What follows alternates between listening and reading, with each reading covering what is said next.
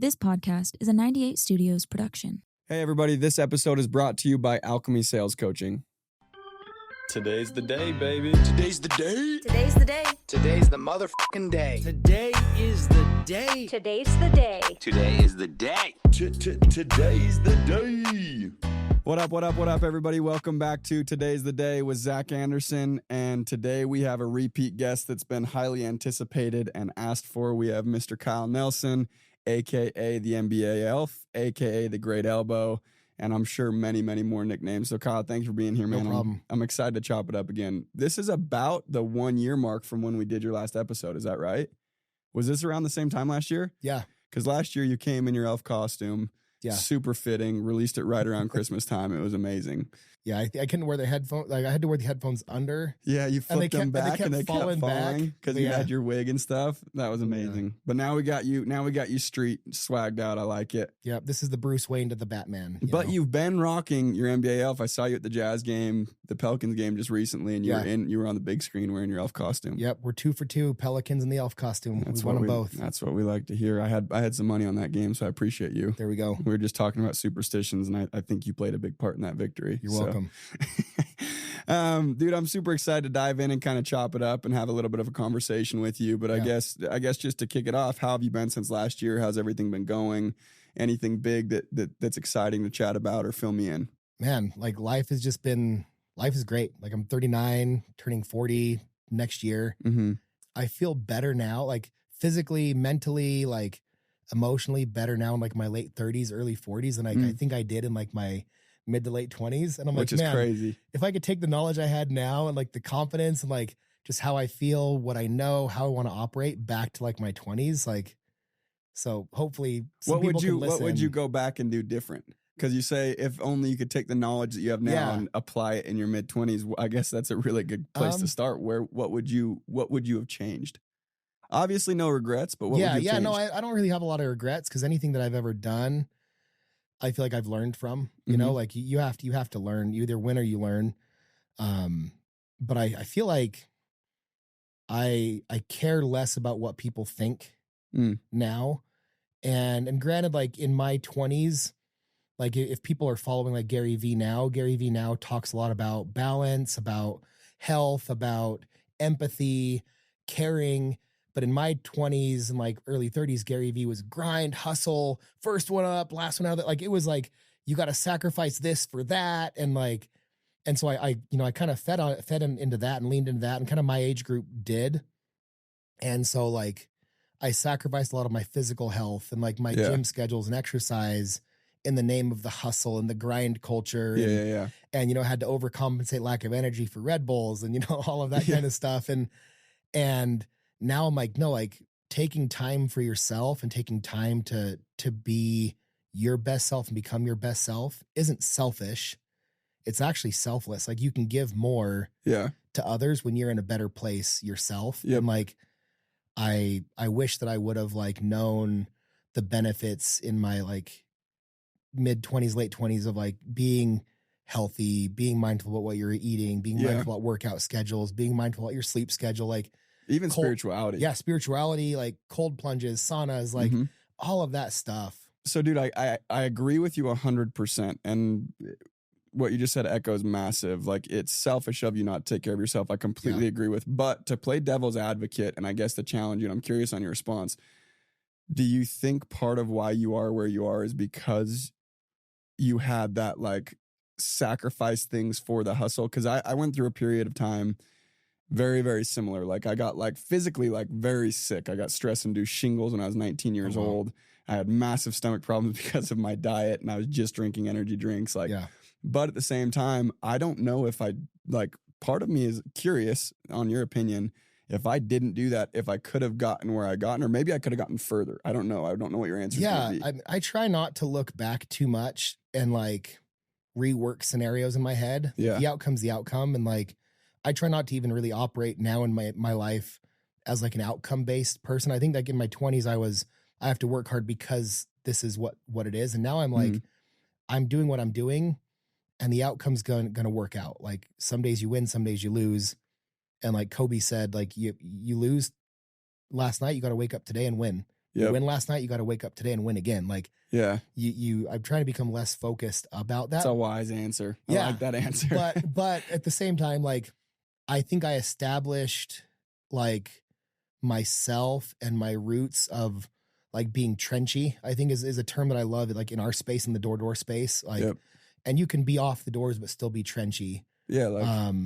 Like I like think you have that dog in you. Yeah. I got that dog in me. Yep. And like, I think that there's nobody in the company that I would ask them to do something that doesn't know, because of how I've operated in the past and where I'm at, that if I'm asking them to do something, if it came down to it, I would go and do it myself. Yep. So I think like the benefit of that is that I had established myself, but I also feel like, man, how much better or more clarity or more direction could I have had I'd even just focused a little bit? Like, I think physical health is the most important thing. Yeah. Like, as I'm trying to get better at that, I'm not perfect and I'm not where I want to be yet physically, because it took me a lot of years to get to this size, but Yep. it's going to take me some time to get where I want to be at in the other direction.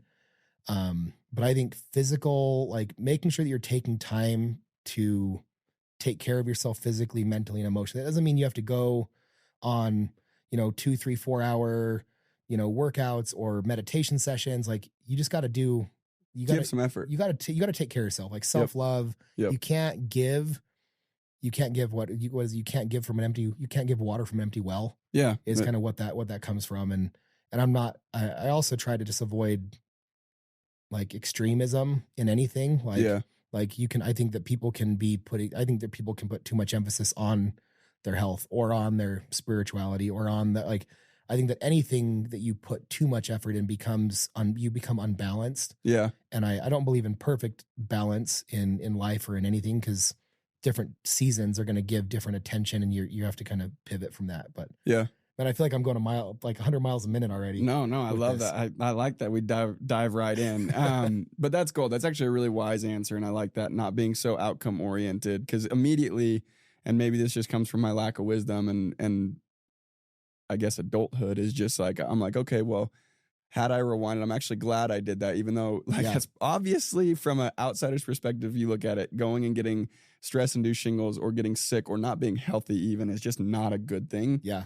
But at the same time, like, I don't know if I'd really change that because of where it got me. But then thinking about it, how you just explained, is probably a lot healthier for sure, and probably would have yielded the same outcome, if not better. Yeah. But the journey could have been a lot more pleasant. I could have found a lot more peace, a lot more health, a lot. Yeah, that's really cool. And I think I think that as well, like I mean, once you have kids and stuff too, like I have 2 kids, been married for 15 years, going on 16. Mm-hmm. I think I got that right. If I didn't, I'm sorry, Adrian. No, it'll be 16 years next year. We'll cut it out. Yeah, we won't say a specific time. But like, I think that going through those things that you went through, or going through the different things that I went through, helps me be, with Gary V now, for example, he's more empathetic and can help people kind of dissect that. Like, yes, the principles of hustle culture still apply, but you don't have to take them so literally. Or like, it helps us navigate as we're in leadership. You're running teams, I'm running teams, we're running organizations. Like, we can look at the telltale signs of maybe things that we did and say, hey, like, this is the path. If you keep going down this path, just so you know, like, you'll get here, but this is the cost. Yeah. Like, let's both find a way to get there better or more efficiently or together. So I mean, that's exactly it. It's almost like you can take out the good things. Because I guess now, I mean, I'm just thinking about this real time. This isn't even in my notes or wasn't even going to be talked about, but like thinking about it real time, it's like, no, there are definitely parts of that I would not change. Mm-hmm. Like working late, I wouldn't change. Yeah. Like the intensity in which I worked, I wouldn't change. But the focus that I put outside of work on other things like mental health, physical health, spiritual health, that could have been amplified. Absolutely. But there's definitely things I would take it. So yeah, I guess taking the really good things, that's super smart. I love that. Yeah. And it gives us all opportunities, whether it's in leadership or in parenthood or anything else, to then have experience to pull from, to find common ground with people. And common ground is what lets us gain progress and gain momentum, and then that momentum can compound. So it's super, super fun. No, I love that. So Kyle, I got a couple questions for you, Yeah. and I was thinking about these questions, and there's a couple reasons that I ask them, and I'll explain that. Right now, in your position currently, you oversee and you manage and you lead. Most importantly, you lead a lot of very young, aspiring adults that are trying to go figure stuff out. They're going through probably one of the hardest times, if not the hardest times of their life. Yeah. Trying to figure out becoming an adult. That I guess it's like your gateway into into adulthood from 18 to 25. You're really trying to figure out what the hell you're going to do, Yeah. and how you're going to do it, and how it's all going to work. And you are in a position right now where that's your job. Your job, and you can correct me if I'm wrong, but really at your core, what you're doing is you're molding people into hopefully successful adults. You're molding people into well-rounded, accomplished adults, which is not an easy job at all, and it's extremely taxing and everything like that. But it also can't be done unless you have something, whether it's experience, wisdom, whatever it may be, that can be applied by these individuals. So that's why I ask these questions. And my questions for you, I've got a few of them, and then we'll talk a little bit about the holiday season coming up, which I'm excited to chat about as well. My questions for you are sitting back, and as this podcast has rolled out, and I've gotten feedback from people and all these people reaching out how much it helps them, so on and so forth, hopefully coming from a place of experience, the world is just all over the place, just kind of a mess in a lot of ways. It's very good, and there's so many things to be grateful for, but undoubtedly right now there's so many things that are just not right, frankly, I guess, or could be a lot better.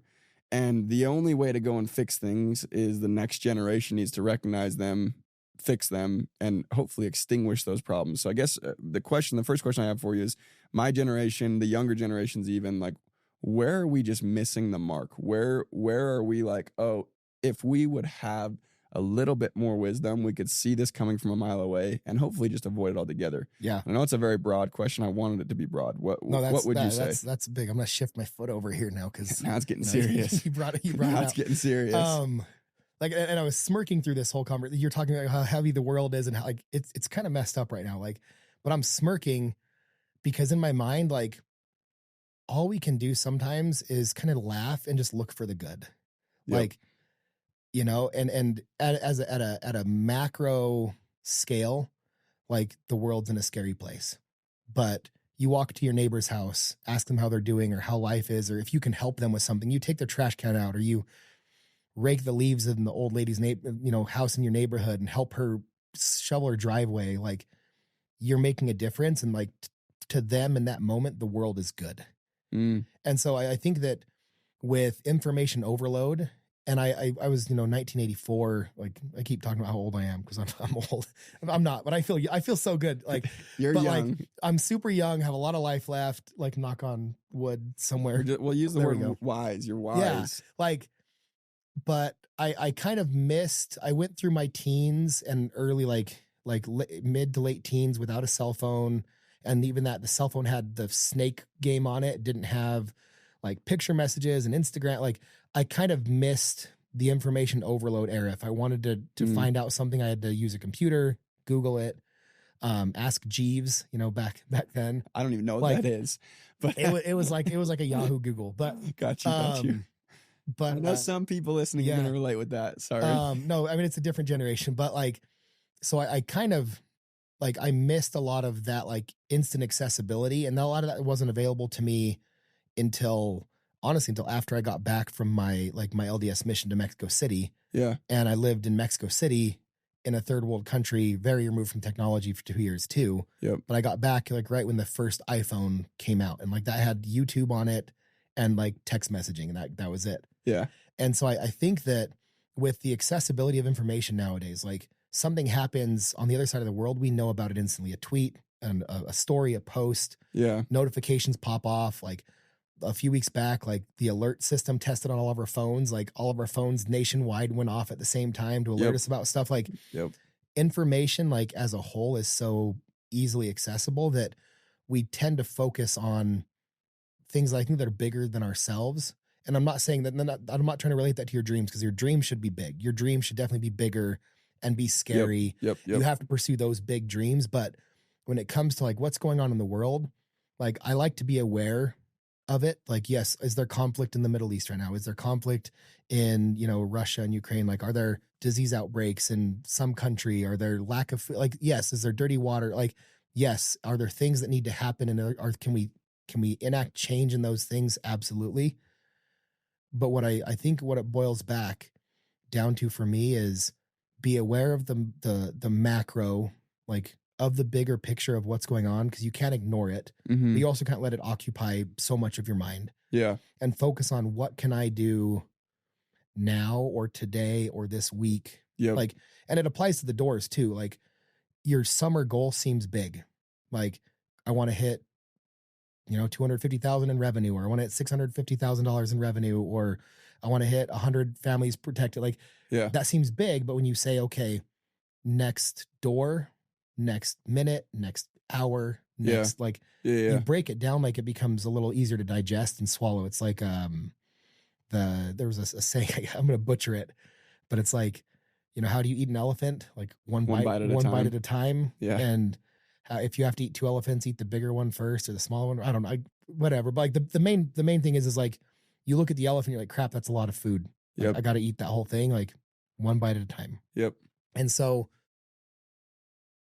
for me, when I feel overwhelmed with what's going on in the world, and like, I feel like there's too much negativity, I try to just be a force for positive change. Like, that little rock, that little pebble in the water creates ripples.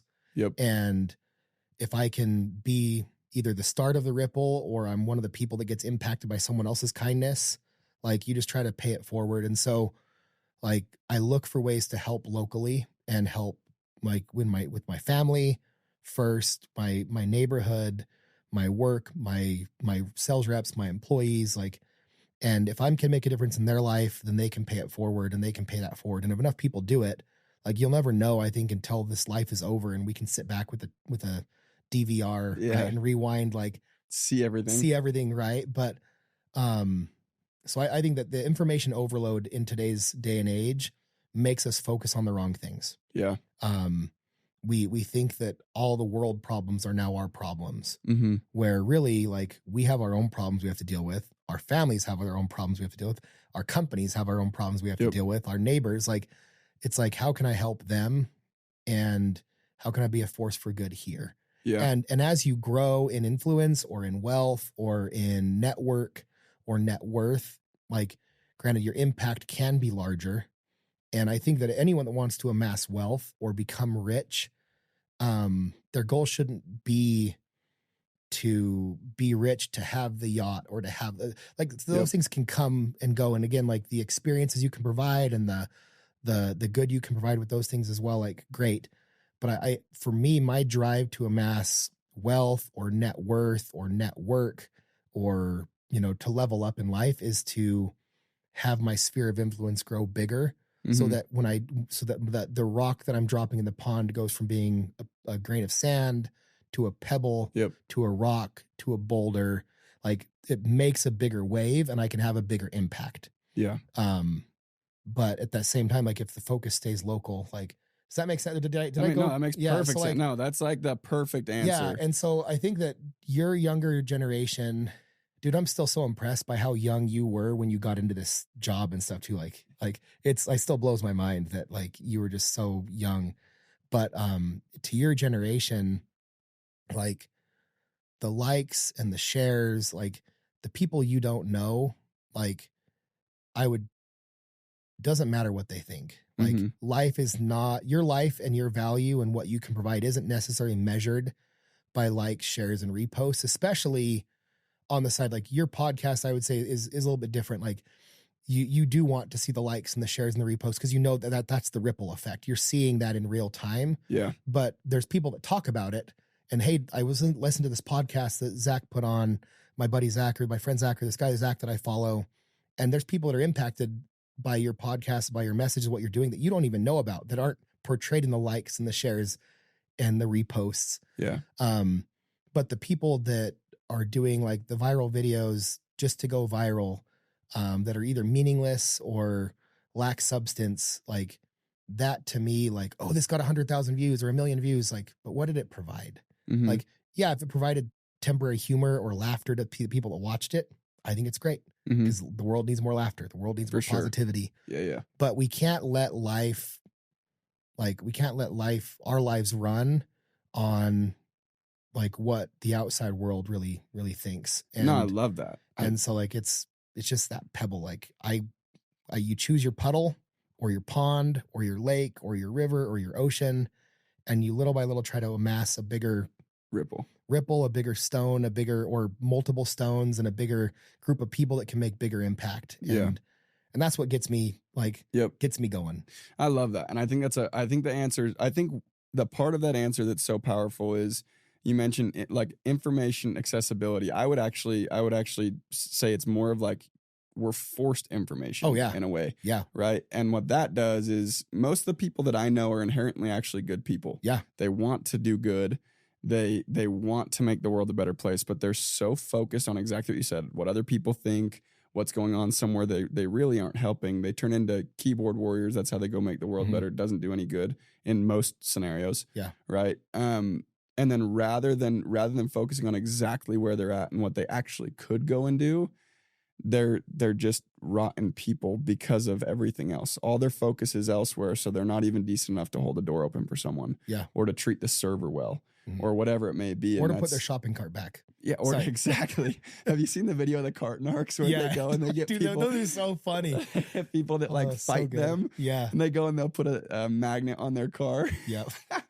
Literally, they can't go put their cart back. And inherently, that's probably somebody who at an origin story of some sort, maybe 15 years ago, probably cared to do a lot of good or wanted to, and things have spoiled that. And it comes down to they're focusing on the wrong things and they're dumping their focus, which then turns into their energy into the wrong things. Yeah. And it just kind of spirals over time. So I think that's a really powerful answer. I love that. In there, you also mention, and this is something I've been dying to talk to you about, and this is a big reason why we're recording this one right in the midst of the whole holiday season. And again, I know it's busy, so thank you for being here. It's kind of a key episode. You said little acts of kindness, and that's kind of what I know you for. I know you in a workspace, which is awesome, but what I really know you for, and what, like, not that I don't care for what you do in your workspace or anything like that, but like where I really care about what you do is like the little things that I see you do are super inspiring to me, right? Like very, very inspiring, because there's not very many people that go and put their money where their mouth is, like you said, and actually have the right intentions behind things. And you've done some really, really cool things. Yeah. The NBA Elf is one of the, there's a whole list, and I'd love to go through the list and figure out where you conceptualize the idea, what impact those things have had on you. Like how that's honestly benefited you more than you probably thought it would. Because in my experience, anytime I go and do something of this sort or of the sort of any of this, it's like I do it for other people, and in return, it actually probably helps me more than them. Yeah, which is crazy. So fill me in on a few of them. We were just talking before camera started rolling of what you're going out to do, and I'd love to go dive into a couple of those things. Yeah. I mean, so the elf, obviously, I think I touched on this a little bit in the last one, but it started off as me dressing up in an elf costume to go do a sub for Santa for the company, like back in 2009, 10. Yep. Rented a costume, wore it while I went out and collected donations. Like I actually knocked on Todd Peterson's door. His wife cut me a check. Like it helped some families. Like it was great. I went and did all the shopping in the elf costume with my sales reps and my people, you know, and like for me, it was doing it for them. Cause like if they're going to drag themselves out into the cold and do this and that, like I should show up and like show up and show out, like show up in style, make it fun, give them something to laugh about, to post about, to take pictures of, to post on Instagram, you know, like I want them to share that, because people that see it, like, what? Why is that grown man dressed in an elf costume? Like, why is Kyle in tights? You know? And yeah, I mean, and honestly, like they're actually more comfortable than people think. You wear them at home when you're chilling. I might even have them on underneath right now. You might. I'll just leave that up to your imagination. But so it started, but then as like the years went on, like the reps were like, "Oh, dude, are you gonna wear the elf again?" Yeah, like, yeah, that was so much fun. I'll do it. And then the next year, like the Target checkout clerks were like, "Oh, the elf is back. Yeah, you were here last year doing the same thing." And I was like, "Crap!" Like they take notice. Yeah. And then I started paying attention, like. And if you're aware of what's going on around you, and maybe this job, like knocking door to door, helps us kind of be aware. We're looking for dogs, we're looking for HOA presidents, like our heads are on swivels for security guard, like, but we're also like we're looking out for cars, like you have to see who's coming home. Like I think that we're all already like more aware.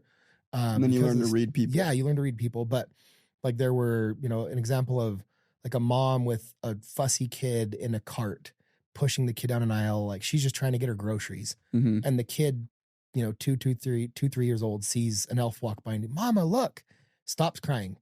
The mom, obviously stressed out, turns and she does a double take and just starts laughing. And the kid starts laughing. Like, I don't know what happened after that. Like I walked a few aisles away. The kid could have started crying again. But for that second, that mom and that daughter had peace. Yep. The mom had a smile on her face. The daughter had a smile on her face, took her mind off whatever she was fussing about.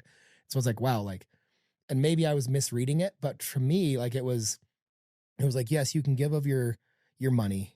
And like, I would say like, definitely give. Like today's, I don't know if we want to date the date or not. Coming into Christmas. Into Christmas, like there's Giving Tuesday and like all that kind of stuff. Like you can give from your money and definitely give to organizations you believe in and are going to use your funds appropriately. But more than that, especially the younger generation that don't have a net worth or expendable income, they're trying to figure out how to pay their cell phone bill and their car insurance or gas or their groceries for the month. Like, how am I going to make rent? Like that's a very common concern with like the people that are listening to this. Like, how am I going to make ends meet? So money isn't always the thing you have to donate. Our minds immediately go there when it's like, hey, can you give? Oh man, I'm broke. Like I can barely survive right now. Yep. I will say that if you even if you can only give $1 or $10, like carry a $20 bill in your pocket and just walk up to a random person at a restaurant or somebody that looks like they may be struggling to say, hey, like, I don't know what you're going through right now. I don't have much, but here's $20. Mm-hmm. Love you. Life is going to be better. Like life will get better. Yep. And like walk away. Don't feel obligated to like carry on a conversation. Don't feel obligated to film it or post it, like any of that kind of stuff, but like carry $20.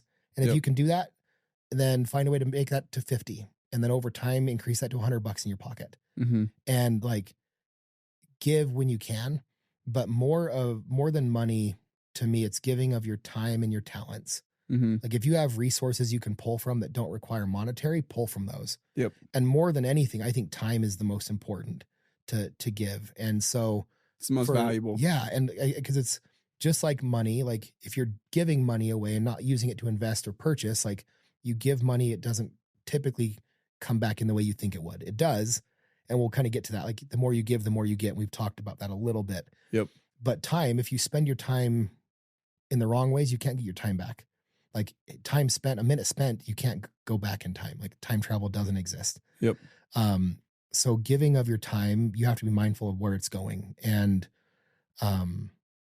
for me, if you're younger and struggling with ways to figure out how to give, volunteer, call a local shelter, call a friend, a neighbor that volunteers, look up local charities in Google and, everything, like find a local charity, call them up and say, hey, can I come help?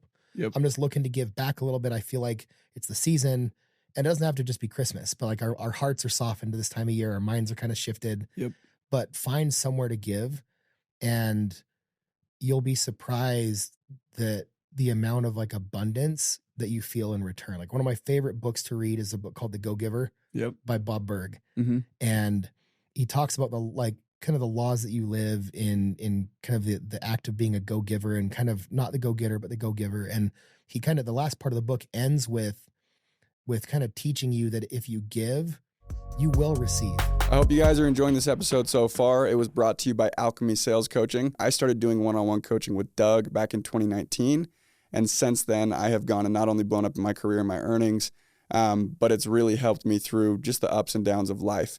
Now, the reason I feel so strongly about Alchemy is because it's a group of individuals not only focusing on furthering their sales career, but they're diving deep into inner work and becoming the best version of yourself so you can show up and be the best version of yourself. Not only that, if you have any interest in doing any one-on-one coaching with me, I exclusively do all of my one-on-one coaching through Alchemy. So for full access to me, go and check out Alchemy. I think you'll absolutely love it. It's alchemysalescoaching.com. We will also go and post the links in our bio and on stories, etc. So go check it out. Hey, what's up, guys? I want to take a second to thank today's sponsor for the podcast.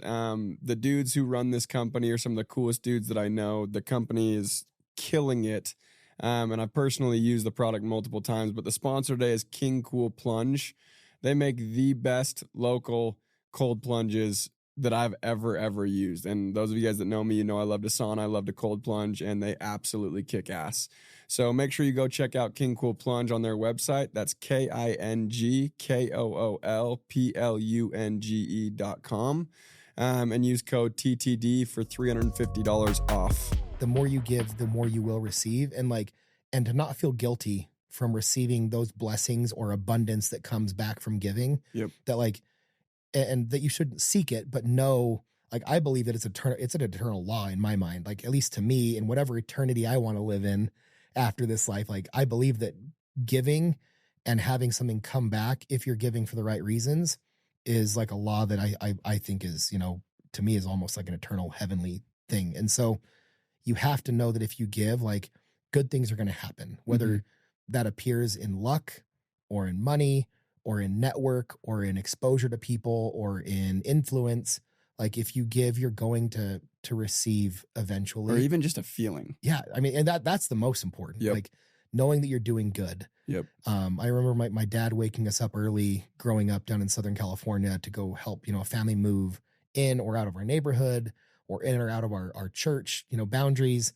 And it was, 6 or 7 a.m. He's waking up all 5 boys. We're all grumpy. We're all angry. But by the end of the day, we felt so good. Yep. We were dirty, sweaty, carried all sorts of weird stuff out of people's houses. Sometimes bugs crawling, cockroaches, just filth. But you knew you did good, and you knew by the look at the people's faces that you helped impact at the end of the day. Yep. That they couldn't have done it without you, and that you lightened their load, you lightened their burden. And that feeling, like you said, that feeling is what I think thrives for me. Mm-hmm. And so the elf kind of evolved from that. And as it came back bigger and bigger every year, if we kind of go back and reference that pebble, it became a rock. And it was okay, how to make a bigger splash? Mm-hmm. Well, let's go to a jazz game. Let's wear it to a jazz game in front of 19,000 people, local, and then national TV, and see what happens. Yep. And, people were waving, people were happy, people were pointing, people were taking pictures. Parents were bringing their kids over. Hey, can we take a picture with the elf? That's our favorite movie. Oh, I love that movie. And, maybe I'll be part of the reboot of Elf 2 someday. I'm putting it out there. If you're listening, we'll advocate for that, and then it was, okay, well, I went to 1 game during Christmas. Well, what if I went to 2 or 3 or 4? Hey, what if I go to every home game during the holiday season at the Jazz Arena and wear it every freaking game? Mm-hmm. It's sweaty, it's itchy, it's uncomfortable. It's a commitment. It's a bodysuit. Underneath, the yellow tights actually go all the way up, on your arms, on my arms. So to go to I have to time my eating and my restroom breaks, because I can't just easily go in and climb out of it. And my coat is draped over the bathroom stall. Somebody could grab my jacket and run off with it, and I just have to chase after him in my freaking yellow tights. And then I'm getting kicked out of the arena. Die if that happens. Because it is not flattering underneath that jacket. It is not flattering there. And so for me, it was that. And then after that, I started helping out with, last year, some of the jazz players had me come help with some of their Sub for Santa stuff. Mm-hmm. And then the jazz players were wow, this guy's fun. People are happier when he's around. He's dressed up. It's hard to be mad when I'm in my elf costume. Yeah. Because first of all, I don't want to be an angry elf, to quote the movie. He's an angry elf. Yeah. But you put it on and you get this perma smile on your face. And I'll make it for the camera right now, but it's just this big, bright, shiny, I just can't keep it off my face. And so that's contagious. Yep. You see someone with a big cheesy grin on their face. I don't know if you've seen some of the viral videos of somebody watching something with headphones on in the subway, and they're laughing, and they're it's a big hearty laugh. And pretty soon, people are taking note, and they're looking, and other people start smile, laugh, giggle. And pretty soon the whole bus or the whole train or subway is laughing. Yep. Because this person is just thoroughly just engulfed in joy. Yep. And that is what I feel the world needs more of. Because you said, we're being forced in a way what we're supposed to see and hear. And most of it's negative. Yep. I don't watch the news during my summers when I'd go out and knock. And even when I travel during the summers now, I don't watch the news. I try to disconnect from anything negative. Yep. I have my playlists, my music.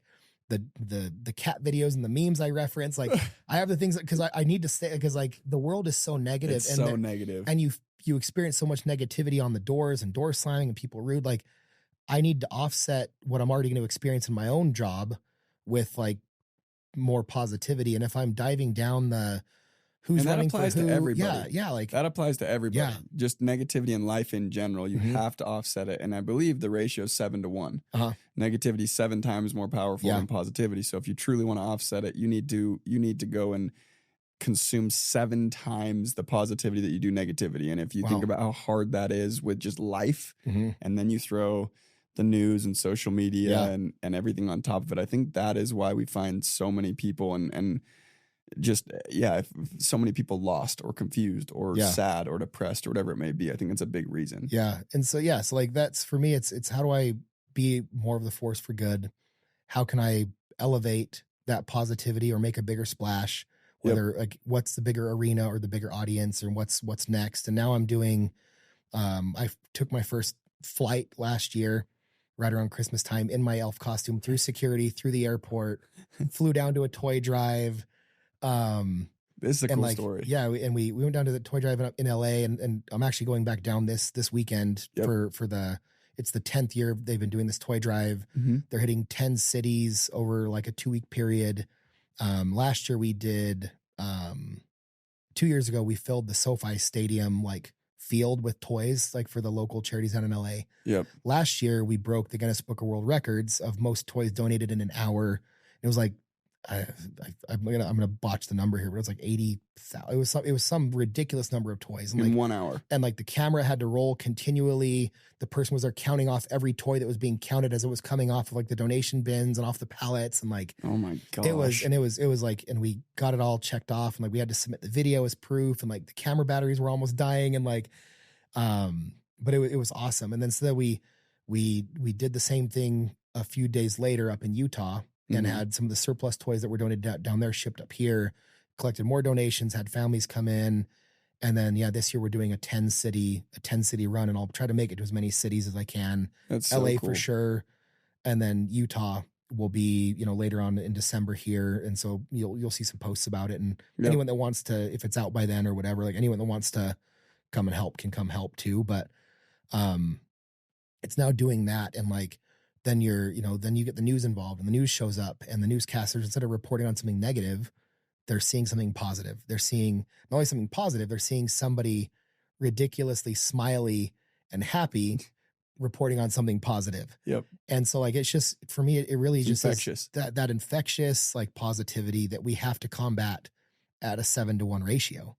Like that's really, really, really what it is. And so I don't know how long I'll do the elf thing for. Maybe I'll commit to it until the Jazz win a championship, for sure. I love that.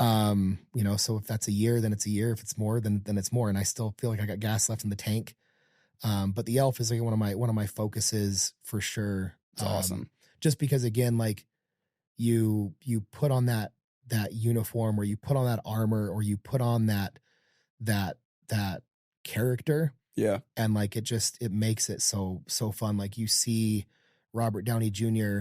go to visit a Premier Children's Hospital in his Iron Man suit or Spider, the actor Thor shows up in costume, in character. And like, it's so impactful. And the kids are like, it is so memorable to them. And I don't look anything like Will Ferrell and I don't shave my beard. Like I refuse to shave my beard off to be my character. Like I wear a wig, but like, I think the mannerisms and the positivity like mask the fact that I actually don't look anything like Will Ferrell at all. But so and the costume's legit for the record. Dude, it is. If you haven't watched the last episode, you were showcasing it a little bit. It's legit. Like it is custom to a T. It's perfect. I love it. We'll see if I can get, I'd love to see some Jazz uniform colored costumes. Like I'd love to see a purple and white or a black and yellow to like then match their uniforms. That would be dope. This year's been entirely too busy with these toy drives and stuff, but I'd love to see a scenario where I hit all the road games away with them as well. Or maybe I start up in Boston at the start of December and hit one game a day in a different arena for like 25 days in a row. And like, I just travel and document the whole thing, which would be dope. And like, then it's not even the Jazz anymore. It's just the NBA and like doing that. So I'd love to see again, how I can make a bigger splash and where it can go. Cause I mean, again, I might be naive in my belief with it, but I really do feel like the smiles and the high fives and the hugs and the waves like make a difference in people's For sure. lives. And again, even if it's for that split second, like they get to forget about whatever else was going on and just laugh or Yep. smile for just a second. And it gives hope. Which is awesome. Yeah. Laughter gives hope. Laughter is like a medicine, which is crazy. 100%. I can't note any studies because I didn't know we were going to be talking in depth about it, but there are so many about how impactful laughter is on not only your mental health, but actually your physical health, which is crazy. Yeah. So I could be up in the night about that. Go look into it. But, so in talking to you, and this is one of my other questions, and it meshes perfectly. It's one of your massive guiding principles is positivity and giving, which kind of coincide. They're very, very synergetic, and they work well together. And I think one thing that I'm realizing as I'm talking to younger people every single day, as people are sending in questions, as people are telling me their stories and how the podcast helps, and so on and so forth, it's like really what a lot of people are lacking are guiding principles and like a North Star and like a blueprint for how to go and find success. Yes. Also happiness, also peace, also fulfillment. Yeah. Like all of it. Right. And it's just kind of like a cluster where people don't really know. So then they go and they err and they have to learn the hard way, which is not how anyone should learn, frankly, because there are enough people that have done that. Yeah. So I guess those two things sound like some of your guiding principles, like positivity and giving. What are some other guiding principles you think that attribute to be where you're at and could help other people get to a position similar or wherever their goal might be? Yeah, I think with that giving and positivity, part of the thing that guides me there is you have to recognize when there's positive, like to acknowledge and promote positivity. You do have to be aware of the negativity. You do have to acknowledge there's bad in the world. To be a positive force, you have to acknowledge and to some degrees become aware or I guess knowledgeable about the bad. Like at least give it like there is negativity in the world. I'm going to be a force for good. Yep. To be a force of giving and to be someone that gives, you have to acknowledge that there are people that lack that and that you can even be lacking in your own life. And so like you have to, I think with anything that becomes our strengths in life, a lot of times our strengths are also our weaknesses if we allow them to become our weaknesses. Yep. And so part of my other guiding principles are, yes, acknowledge that there is negativity in the world or bad in the world and choose to be a force for good. Acknowledge that there are people that lack in the world and choose to be a force that helps them gain. And so like those are, because so ignorance is not bliss. Yeah, ignorance is not bliss. Ignorance is not bliss at all. It's the exact opposite. And so those are two things. If I'm gonna, I wasn't prepared for this question to like get into my other like the faculties of my beliefs or what guides me. Your core principles. Yeah, my core principles. But the other two things, and I may or may not have talked about this in the last one. But it's part of who I am and what I want to believe and what I choose to believe and guide me is that I think that in life you have to, I believe that in life, like I hope be judged on two things and two things only. Yes, positivity and giving are key to that, but the two things that I hope that I'm judged on at the end of my life are effort and intent. And like they go hand in hand with positivity and giving. Yeah. But did I do things for the right reason? Like, was my heart in the right place? My intent. When I chose to do what I did in that moment, long term, short term, whatever, was my heart in the right place? Or at least did I feel like it was in the right place at the time? Because again, you can look back and realize like, I was off by a few degrees. I was almost there. Yep. But did I mean to do good or did I mean to do harm? I think generally speaking in life, most people don't choose to do harm. Like most people really want to do good and choose to do good.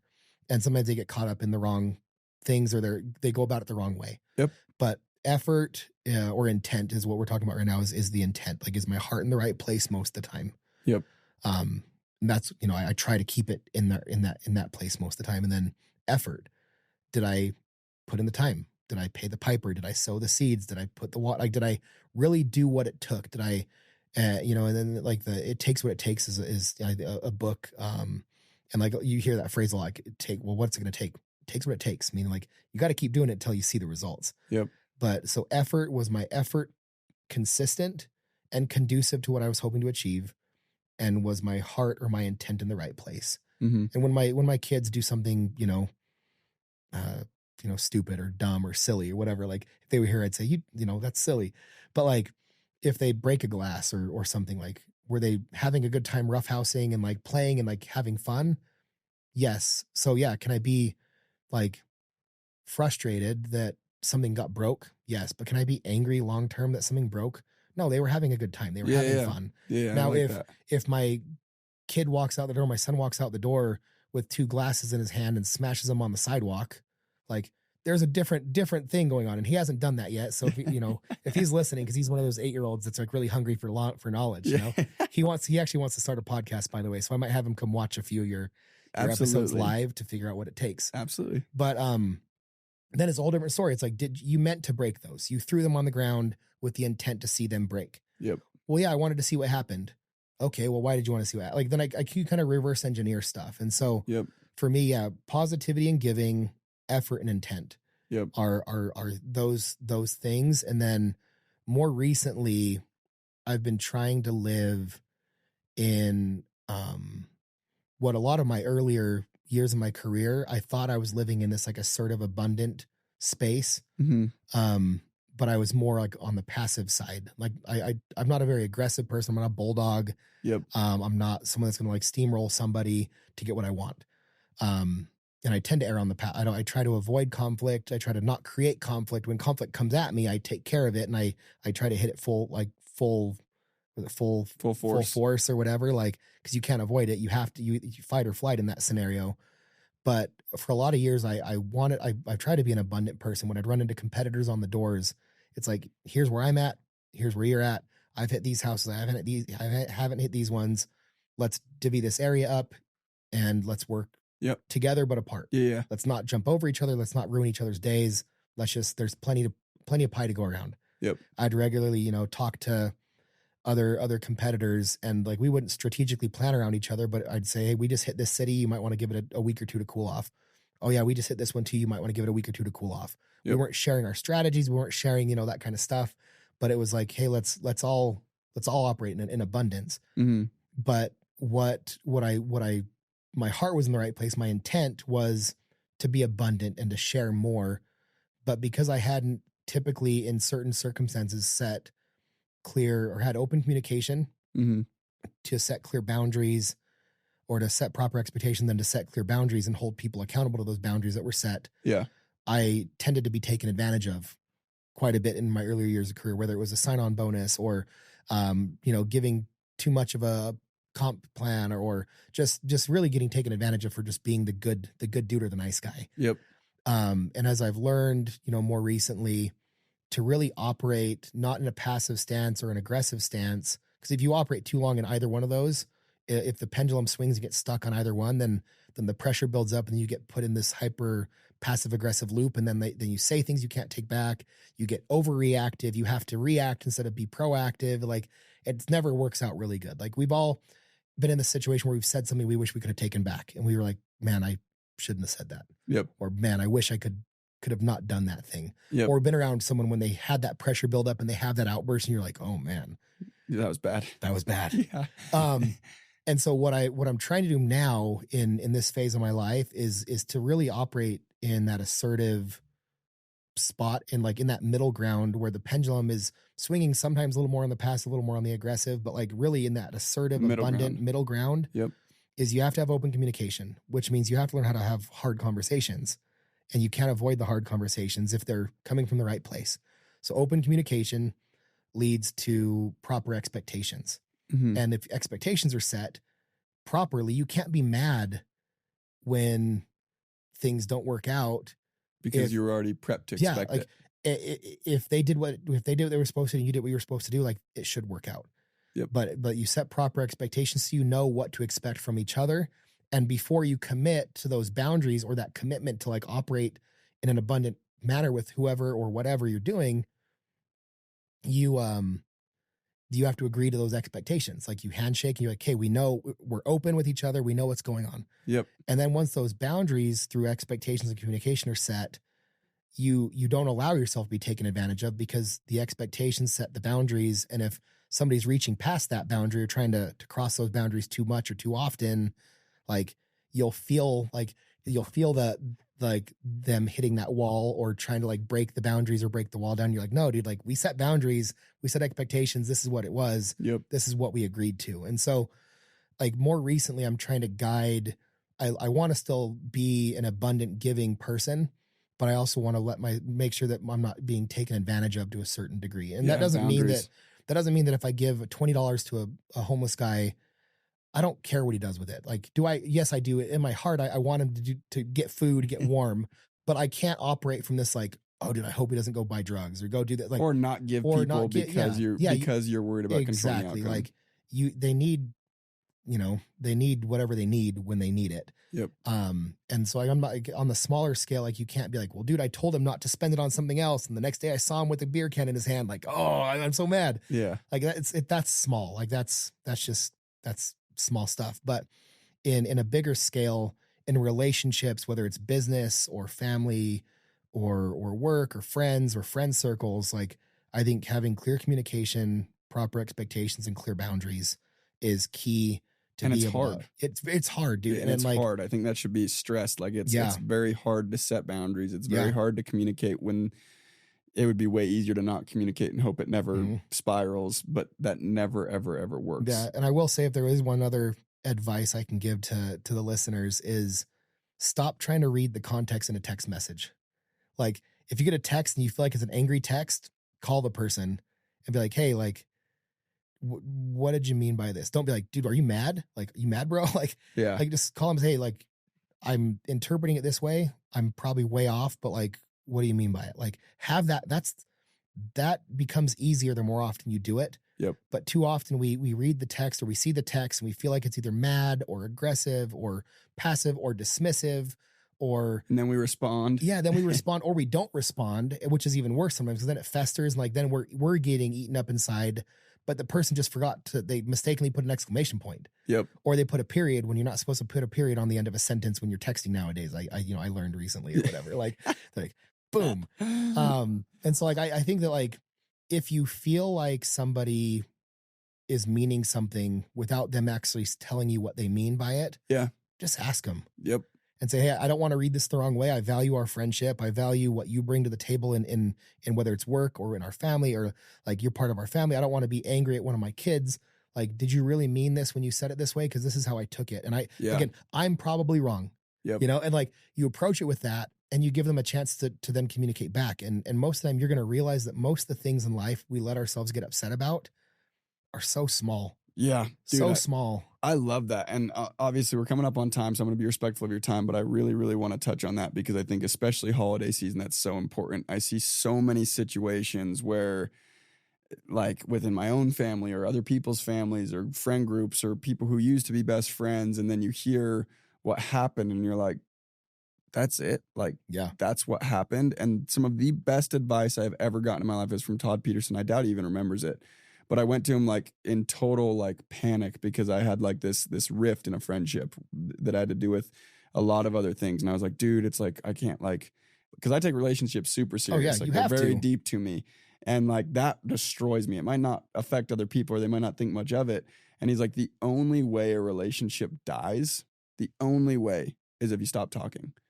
And he's like, you just go get in a room with them. You might hash it out. You might have like beef. You might have a disagreement. You do that enough times, the problem goes away. Yeah. And he's like, but on the flip, if you go quiet or they go quiet, like that's everyone's choice. You have to realize as well. They can decide to go quiet. They can go silent on you or whatever it may be. But if you're the one doing that, you're strangling a relationship. It doesn't matter what happened. It doesn't, if you value that relationship at all, which I hope people do in most situations, because at the end of the day, if that person were to no longer be here today, you would probably regret strangling that relationship. It's you don't lose a relationship until you stop talking. Yeah. Like you can't. And I think that's some of the best advice I've ever gotten. And I love that you brought that up. But yeah, dude, that's crazy. That's super relevant to a lot of people, I think. You don't choose, like, not talking is choosing to leave the wound open. Yep. Like you're refusing to even try to address it a little bit or clean it a little bit, or like get in and actually see, is this broken? Is it cut? Do we need surgery? Like, what does it need? And at that point, you're the problem. And sometimes it's like, actually, we just got to cut it off. Like, sometimes there is a scenario you talk, but then you cut it off, and then and it's a clean, like, you can move on with life. Exactly. But like, not talking is choosing to leave a wound open or a splinter in your finger. Dude, that's such a good example, because that me saying that you're part of the problem is not me saying, oh, you have to fix it. Like, there are some relationships you just shouldn't have. Yep. There are some friendships, relationships that are toxic, but it needs to be addressed. And it's like, it's exactly like you said. It's like, if there's an infected wound on the leg and you have to cut the leg off, you may as well cut the leg off rather than let that infection take over the rest and kill everything. Exactly. So I love that. That's a kind of a strange tangent I didn't plan on getting down the rabbit hole with. But Kyle, dude, you're a massive inspiration. I really, really, really love what you do. I know anybody who's looked into your social media will tag you in everything that we post. They go and it's infectious and people love it. And I've seen it firsthand. It's a big reason why we wanted you on. So I really appreciate you taking the time, man. I know it's crazy busy and we freaking love you. Anyway, I love what you're doing. Honestly, like, I love what you're doing as from a platform and like from the podcast standpoint, but also anyone that I run into that works with you in your company and stuff. Like, you're making a difference, and like, your ripples are getting bigger, the ponds are getting bigger, the rocks you're throwing in are getting bigger. Like, I love what you're doing. So thanks for having me on, and thanks for letting me be a part of it. It means a lot. And everybody listening, thank you guys. Enjoy your holiday season, and much love. Until next time. Thank you guys so much for tuning in today. As always, it was a blast for me. I hope you got something out of this. If you got something out of this video of value, share this with a friend, and please go show your love. We're on all streaming platforms, including YouTube, Spotify, and Apple. Any ratings, comments, likes, shares, they go a very long way, and they make it so I can keep doing these things for you, and I would appreciate it greatly. So please go share with a friend. Until next time.